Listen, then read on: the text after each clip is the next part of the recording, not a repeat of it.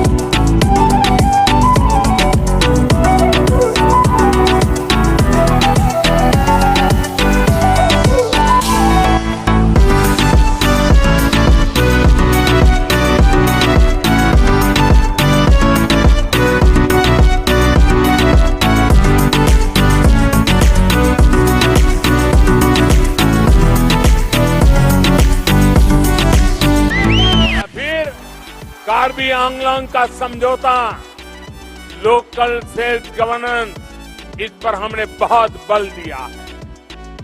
केंद्र सरकार का बीते 7-8 साल से ये निरंतर प्रयास रहा है कि स्थानीय शासन की संस्थाओं को सशक्त किया जाए, उनको अधिक पारदर्शी बनाया जाए।